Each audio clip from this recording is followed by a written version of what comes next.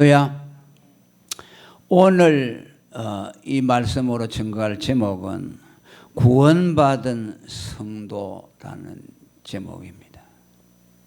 구원받은 성도들은 그들의 믿음에서 어떤 태도를 나타내는가, 하나님을 향해서 어떤 믿음의 반응을 나타내는가 라는 것에 대해서 말씀을 드리려고 합니다.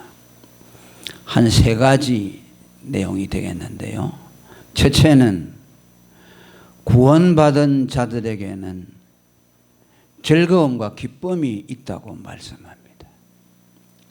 16절에 무릇 주를 찾는 자는 다 주로 즐거워하고 기뻐하게 하신다라고 말씀합니다. 여기 주를 찾는 자라는 말씀은 바꾸어서 말하면 구원받은 성도를 말씀합니다. 왜 주님을 찾는 사람이 구원받은 사람인가? 죄인은 구원을 받지 아니하고는 하나님을 찾을 수가 없기 때문에 그렇습니다. 하나님은 그리스도를 믿고 하나님과 화목하여 하나님과 연합된 자들에게 성령의 기쁨과 구원의 기쁨이 그들에게 주어지기 때문입니다. 역대상 16장 10절과 또 시편 105편 3절에도 같은 말씀이 나옵니다. 여호와를 구하는 자는 마음이 즐거우리로다 라고 말씀합니다. 여기에서도 여호와를 구하는 자는 어떤 사람인가? 구원받아서 하나님과 화목한 사람, 그 사람이 하나님을 구하게 되고, 하나님을 구할 때에 하나님과 화목함을 통해서 주어지는 성령의 기쁨이 그들에게 온다는 것이죠. 구원의 기쁨이 그들에게 주어진다는 말씀입니다. 우리는 하나님을 구하고 하나님을 찾는 것이 그에게 하나님이 없기 때문에 하나님을 구하고 찾는 것이 아닙니다. 우리는 성경을 읽을 때에 조심해서 해석을 해야 합니다. 그 문법을 본다면, 어법을 본다면 하나님을 찾는다 그러면 하나님을 찾지 못한 사람이기 때문에 하나님을 찾는다. 우리는 가볍게 그렇게 생각하죠. 또 하나님을 구한다고 하면 그 사람에게는 하나님이 없기 때문에 하나님을 구하려고 하는구나 라고 생각하죠. 그래서 성경은 그렇지 않습니다. 하나님은 그를 찾은 사람들만이 하나님을 찾게 되고, 하나님을 소유한 사람들만이 하나님을 구하게 되어 있습니다. 산상수훈에서도 마태복음 5장 6절에 보면 의에 줄이고 목마른 자는 복이 있나니라고 말씀했죠. 여기 의에 줄이고 목마른 자는 의가 없어서 줄인 사람이 아니고 의를 경험하고 의를 맛본 사람들이 의가 너무 좋아서 의에 줄여 한다는 말씀입니다. 의를 경험하지 못한 사람들은 의를 구할 수가 없어요. 그건 마치 돼지가 진주를 보면은 외면하고 거기에 관심을 갖지 않는 거죠. 구원을 받아서 하나님을 소유한 사람들만 하나님의 가치를 알기 때문에 하나님을 구하게 되고 그분을 찾게 된다는 말씀입니다. 그래서 오늘 저와 여러분이 하나님을 찾게 되고 하나님을 갈망하는 마음이 있다는 것은 곧 우리가 하나님을 소유했다는 뜻입니다. 하나님을 내가 이미 소유했고 또 하나님이 내게 와 계시기 때문에 내가 하나님을 구하고 찾게 된다 하는 것을 믿으시기를 바랍니다. 그 다음에 두 번째로 구원받은 사람은 주의 구원을 사랑하게 됩니다. 거기 하반절에 보면 주의 구원을 사랑하는 자는 항상 말하기를 여호와는 광대하시다 하게 하소서라고 말합니다. 여기 주의 구원을 사랑하는 자라는 말은 역시 그가 구원받은 사람이라는 뜻입니다. 다윗 자신을 가리키고 있죠. 그는 구원을 받았기에 주님의 구원을 사랑하고 그 주님의 구원을 갈망하게 된다는 말씀이죠. 앞의 말씀과 유사한 내용이라고 할 수 있어요. 다시 말하면 구원받지 못한 사람은 주님의 구원을 사랑할 수가 없다는 말씀이죠. 왜? 구원에 대한 개념을 모르기 때문에. 구원이 뭔지를 모르는 사람이 구원을 사랑할 수가 있겠습니까? 하나님을 믿어도 하나님이 자기에게 세상의 것을 주면 좋아하지만 하나님이 자기에게 구원을 주었다는 사실에 대해서는 별로 감격할 것도 없고 특별할 것도 없고 또 마음에 와서 닿지도 않죠. 그러니까 하나님, 나는 구원보다는 현실적인 문제를 해결해 주세요라고 말하죠. 이것은 왜 그렇습니까? 구원이 뭔지를 모르기 때문에 구원을 사랑할 수가 없는 거죠. 우리 한국 교회 초대 교회에서 이런 얘기들이 전해오고 있습니다. 전도를 받아서 처음 교회 가니까 사람들이 구원을 받으라고 하고 당신 구원 받았습니다 하고 물어봅니다. 그러니까 그 마음속에는 아니, 하나님이 주려면 10원을 주지, 이런 채워서 10원을 주지 왜 구원을 주신다고 할까? 그러니까 그때는 뭐 이런 것이 상당히 크죠. 그 하나님이 주시려면 이런 채워가지고 10원을 주지 왜 하필 구원을 주느냐? 구원이 뭔지를 모르는 거죠. 구원의 가치를 모르기 때문에 구원을 사랑하지 않죠. 구원에 관심이 없죠. 하나님 앞에 나와서 감사할 때도 하나님, 나를 구원해 주셔서 감사합니다 라는 기도보다는 하나님, 내게 이러이러한 것을 해 주셔서 감사합니다. 내 아이들이 공부 잘하게 해주시고 건강하게 해주시고 우리 남편이 사업 잘 되게 해주시니 감사합니다. 그거밖에 없죠. 왜? 구원에 대한 가치를 모르기 때문에. 구원의 가치를 아는 사람은 구원을 사랑하게 되겠죠. 자기가 받은 구원에 대해서 소중하게 여기게 되겠죠. 그 구원을 지키려고 애를 쓰게 되겠죠. 그리고 다른 사람의 구원을 위해서도 간절하게 기도하게 되겠죠. 자녀들이 세상의 어떤 것보다 구원받기를 원하죠.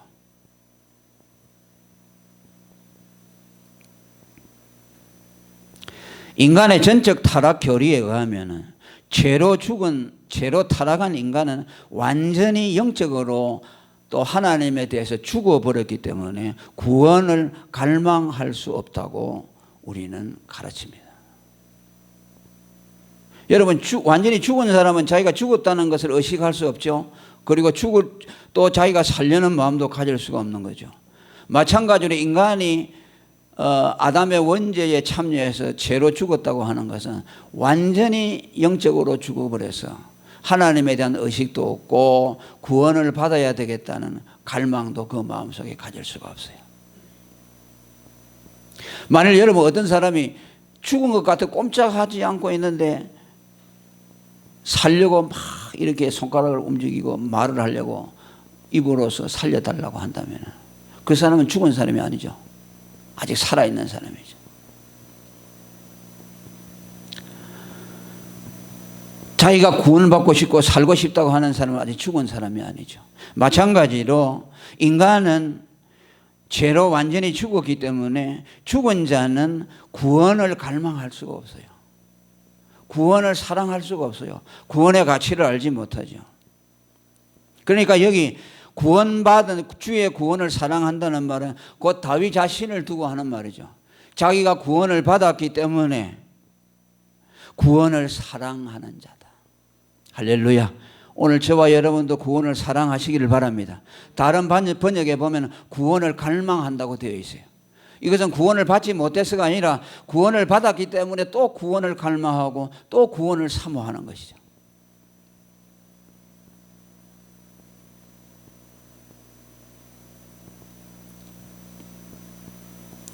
그리고 계속해서 말합니다. 여호와는 광대하시다 하게 하소서. 주의 구원을 사랑하는 자는 그의 마음속에 여호와는 광대하시다라는 마음이 생겨나게 된다. 이것은 구원과 연관지어서 생각해야 될 말씀이죠. 하나님이 자기를 구원해 주신 것에 대해서 생각할 때 하나님은 위대하시다. 하나님은 광대하시다.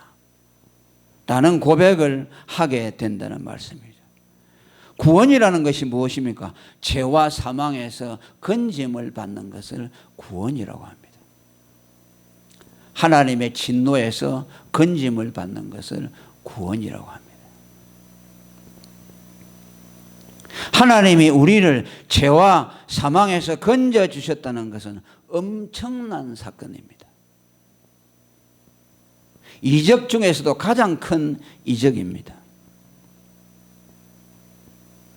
왜냐하면 죄와 사망에서 건짐을 받는 구원은 거기에 하나님의 엄청난 공력이 들어가 있습니다.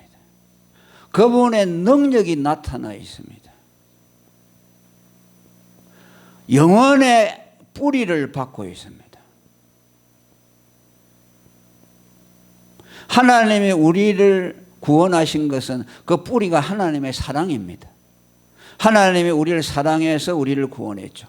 하나님이 세상을 이처럼 사랑하사 독생자를 주셨으니. 그 사랑은 언제부터 시작되느냐? 영원 전부터 시작했어요. 우리가 세상에 태어나기 전부터 우리의 형질이 이루어지기 전에 하나님은 우리를 아셨다고 했어요. 사랑하셨어요. 그리고 그리스도 안에서 우리를 그의 자녀로 택해 주셨습니다.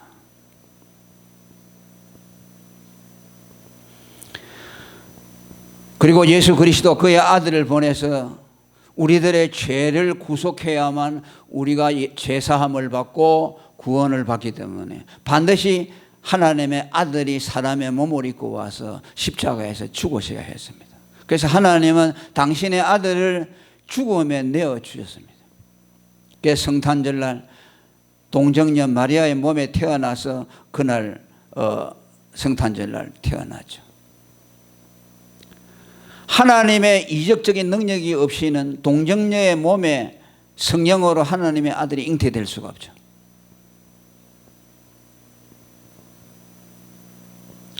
그런 일은 전무후무한 일이죠. 아버지가 없이 동정녀의 몸에 성령으로 사람이 잉태됐다는 거예요. 이는 하나님만이 하실 수가 있는 일이죠. 그리고 하나님의 아들이 이스라엘 땅에 지금부터 2000년 전에 태어나기까지 얼마나 많은 방해물이 장애물이 있었습니까? 하나님의 아들이 태어나지 못하도록 얼마나 많은 족보가 이어질 수 없는 위태위태한 상황들이 있었죠. 그런데 하나님은 그 족보를 이어오도록 하셨죠. 그래서 요셉과 마리아의 몸에서 태어나더라고요.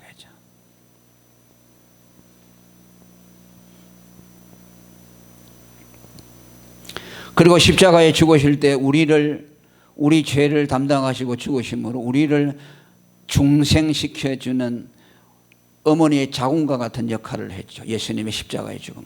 그분은 죽을 때 우리의 죄를 미리 그 몸에 담당하시고 우리를 위해서 대신해서 죽었죠. 그때 우리는 거듭남의 모태가 형성이 됐죠.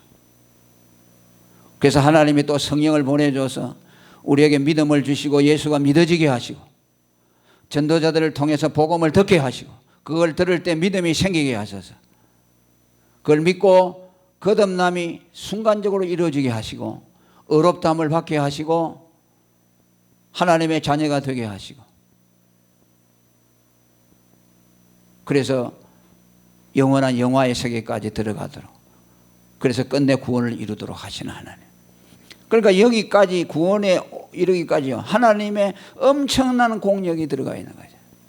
하나님의 아들이 죽어야 되죠. 사람의 몸을 입고 와서. 영원한 사랑에 뿌리하고 있죠.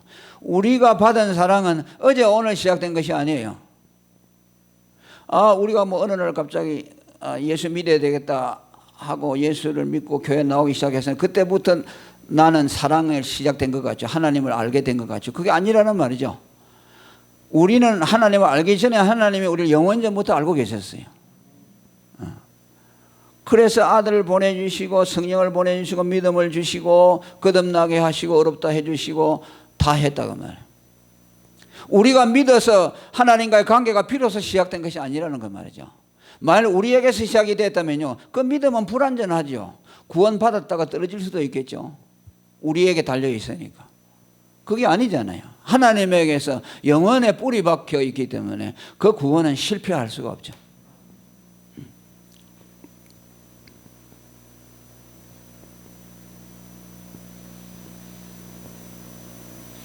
그러니까 하나님이 천지 만물을 창조하는 것보다 더 큰 공력이 우리 구원에 들어온 거죠. 그러니까 유대인들은 이걸 모르잖아요. 유대인들은 그냥 창조주 하나님밖에 몰라요. 위대하신 하나님이 6일 동안에 천지 만물을 말씀으로 창조했다 그러죠. 왜? 그들은 하나님이 사람의 몸을 입고 와서 십자가에 죽었다는 이것을 믿지 않아요. 그러니까 그들에게 최고의 큰 사건은 말씀으로 천지 만물을 창조한 것이죠. 그러니까 그들은 하나님을 부를 때 그냥 전능하신 창조주 하나님을 부르기를 좋아하죠. 그런데 우리는 그렇지 않죠. 우리를 구원하신 구속주, 구원자 하나님. 그래서 우리는 안식일을 지키는 유대인들보다 주일을 더 소중하게 생각하죠. 우리의 구원을 완성한 날이기 때문에. 예수님이 죽으시고 3일 만에 부활하신 주님의 날을 우리에게 가장 큰 명절로 우리는 여기고 있는 겁니다. 그러니까 그런 구원을 받았기 때문에 우리는 하나님의 위대하심을 찬송하게 되고 하나님의 광대하심을 사람들에게 자랑하죠. 하나님이 우리를 구원하셨다. 그죠? 하나님이 당신을 구원하실 것입니다. 하나님이 당신을 사랑해서 독생자를 십자가에 내어 주었습니다. 그 예수님을 믿으면 구원을 받습니다. 오늘 우리들이 평생 해야 될 자랑이 그거죠. 하나님은 위대하시다. 하나님이 우리를 구원했다. 할렐루야. 네. 그리고 마지막으로 하나만 더 말씀을 드리면 하나님은 의로 구원하시는, 하나님은 자기의 의로 구원하시는 하나님이시라는 것을 우리에게 다윗이 말씀해 줍니다. 자, 17절 한번 읽어봅니다. 시작.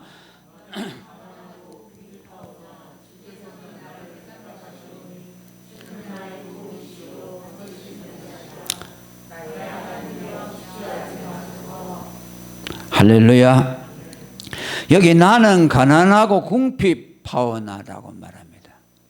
이건 지금 구원과 연결되어 있죠. 계속 구원에 대한 말씀과 이어져 내려오는 말. 그 여기서 다윗이 나는 가난하고 궁핍하다고 할 때 무엇을 염두에 두고 하는 말일까요? 자기가 돈이 없어서 가난하고 궁핍하다고 할까요? 그건 전혀 일리에 맞지 않죠. 왜? 다윗은 왕이죠. 대제국의 왕이니까 그 나라와 모든 걸 다 소유한 사람이죠. 궁핍하고 가난할 수가 없죠. 이것은 다윗 자신의 구원에 있어서 자기에게는 구원받을 의가 전혀 없는 가난하고 궁핍한 사람이라는 뜻이죠. 자기가 받은 구원은 자기에게서 난 의로 된 것이 아니다. 내게는 의가 없는 가난하고 궁핍한 자이다. 라는 고백이 여기에 담겨 있습니다. 자기의 구원을 위해서 내어놓을 의가 없는데 하나님이 그를 불쌍히 여겨서 자기를 구원해 주셨다는 말씀입니다. 여기 주께서는 나를 생각하시오니 라는 말씀이 있죠. 내게는 의가 없는데 하나님이 나를 불쌍하게 생각해 주셔서 나를 구원해 주셨다는 뜻입니다. 나를 생각했다는 말은 나를 불쌍히 여겨 주었다. 나를 궁휼히 여겨 주었다는 말씀입니다.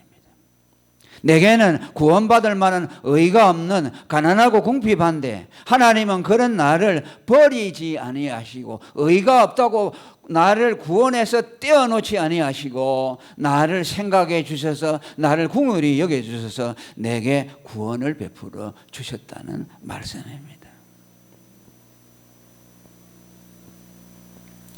다윗뿐만 아니라 오늘 저와 여러분도 마찬가지입니다. 우리가 어떻게 구원을 얻었습니까? 우리의 의로 구원받았습니까? 아닙니다. 우리에게는 의가 전혀 없습니다. 우리 모두도 가난하고 궁핍합니다. 우리에게는 의가 전혀 없어요. 구원받을 만한 의가 우리에게는 1푼도 없어요.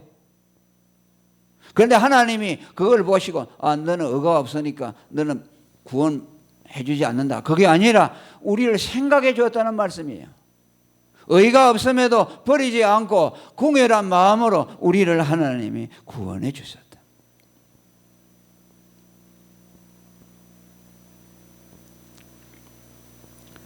의가 없는 우리에게 하나님은 그의 아들의 의를 우리에게 입혀 주셔서 그 아들의 의로 우리를 구원해 주셨습니다. 할렐루야.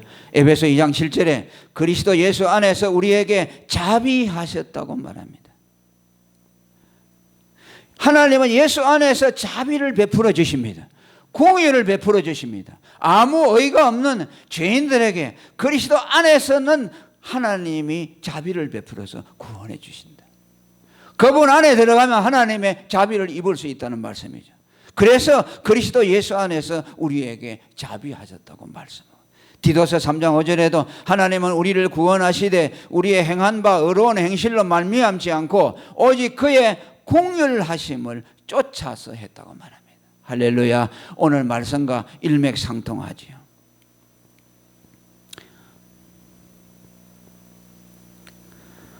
다시 말하면 우리의 구원은 의가 없는 우리를 생각해 주시는 하나님의 공혈한 마음에 의해서 구원을 받았다.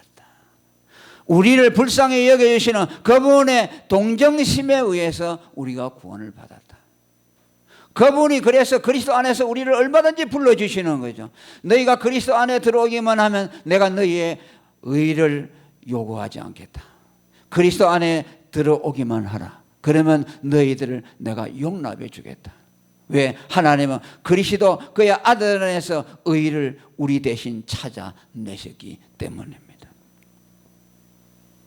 그 아들에게서 의를 찾아내시기로 작정하셨기 때문에 그 아들에게 가면은 하나님이 우리에게 의를 요구하지 않는다는 말씀이죠. 이것은 마치 노아의 홍수 때에 홍수를 피할 길은 방주 안에 들어가는 길 외에는 없었죠. 우리가 하나님의 심판에서 벗어나는 길은 방주와 같은 예수 그리스도 안에 들어가면 그분의 공의를 입을 수 있다는 말씀이에요. 얼마나 감사합니까? 그분 안에 들어가면 하면 되는 거예요. 예수님을 믿기만 하면 되는 거예요.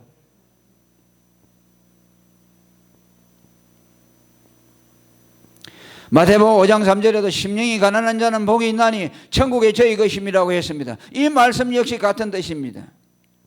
자기에게 의가 없음을 알고 가난한 심령이 되어 하나님의 의를 의지하는 사람은 천국을 소유한다는 말씀이요. 천국을 누가 소유하느냐? 의가 없다는 것을 인정하고 자기가 가난하다는 것, 자기에겐 의가 없는 오늘 다윗이 고백한 것처럼 나는 가난하고 궁핍하다는 것을 알고 하나님의 공의를 의지하는 사람에게는 천국의 문이 열려진다는 말씀이에요.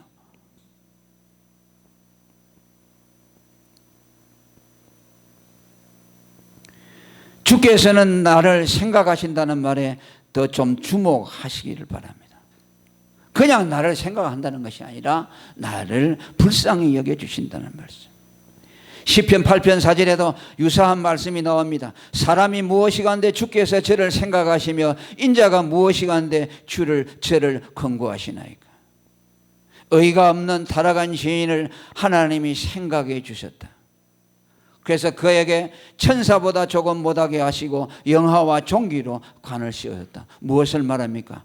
하나님의 의와 거룩을 입혀서 하나님 앞에 그를 높여주셨다는 말씀이죠. 순전히 하나님이 그를 생각해 주신 덕분으로, 그를 긍휼히 여겨주신 덕분으로 우리를 그렇게 하나님의 의와 구원으로 높여주셨다는 말씀입니다. 그러면서 그는 담대하게 고백합니다. 주는 나의 도움이시오 건지시는 자시라. 이런 담대한 고백을 할 수 있는 것은 하나님의 긍휼을 믿기 때문입니다. 그분은 죄인을 긍휼히 여겨주시는 자라는 믿음, 그리스도 안에 들어가면 하나님은 그를 긍휼히 여겨주신다는 것을 믿기 때문에 하나님은 나를 버리지 아니하실 것이라는 믿음이 생겨나는 거예요. 그리스도 안에 들어갈 때에 그런 믿음이 생겨나는 거예요. 구원의 확신이 생겨나는 거예요. 하나님은 나를 결코 버리지 않겠구나, 내가 의가 없다고 해서 나를 버리지 않겠구나 하는 것을 우리는 그분의 궁휼하심을 통해서 확신하게 되는 겁니다. 다윗이 지금까지는 기도의 형식으로 이렇게 해주세요라고 했지 않습니까? 그러나 이제는 그 문체가 바뀌어졌습니다. 확신에 말합니다. 주는 나의 도움이시요 건지시는 자시라. 할렐루야. 나를 궁휼히 여겨주시고 나를 도와주시라는 그러한 강구에서 이제는 확신으로 나아갑니다. 그리고 좀 더 강한 어투로 말합니다. 나의 하나님이여 지체하지 마소서. 더 담대하죠. 그의 요구가 더 적극적이고 담대합니다. 감히 하나님 지체하지 말고 나를 건져주셔서 나를 위험해서 도와주시옵소서. 이런 배짱이 어디서 나오겠습니까? 그의 궁휼하심을 믿는 믿음에서 나오는 거죠. 어떤 사람들은 하나님 앞에 뭐 담대하게 기도하는 거 보면 저 사람은 뭔가 하나님 앞에 빽이 있나, 뭘 저렇게 담대하나, 그렇게 생각하죠. 근데 나는 아이고 저렇게 담대하지 못하는데 저 사람은 내가 갖고 있지 않은 뭔가가 있는가 보다. 하나님과 자기만의 무슨 특별히 주고받은 거래관계가 있는가 보다 이렇게 생각하죠. 아니에요. 아무것도 없어요.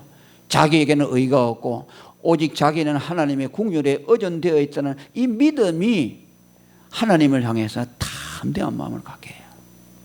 만일 자기 의를 의지한다면요 그렇게 담대할 수가 없죠. 왜? 우리 인간의 의라는 것은 올라갔다가 내려갔다 체온처럼 온도계처럼 그러죠. 올라갔다가 또 추우면 내려가고.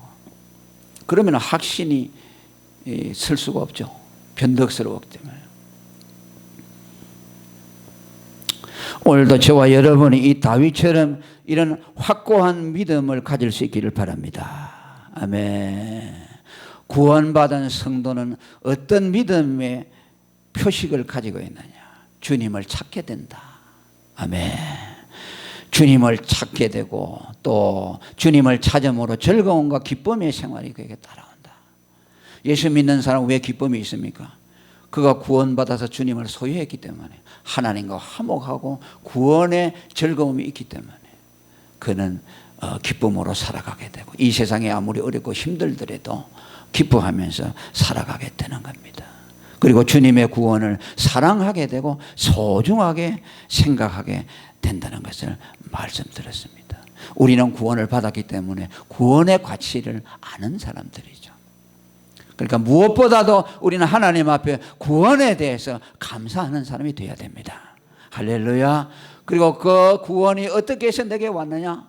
영원하신 하나님의 사랑, 영원 전부터 뿌리 박은 그 사랑이 그 아들을 세상에 보내서 대신 우리를 위해 죽게 하시고 또 위대하신 그 놀라운 능력으로 하나님께서 그 구원을 이루시기 위해서 초자연적인 역사를 해주시고 성령을 보내주시고 우리에게 금보다 귀한 믿음을 주셔서 그 믿음을 갖게 하심으로 우리가 구원 얻도록 했습니다.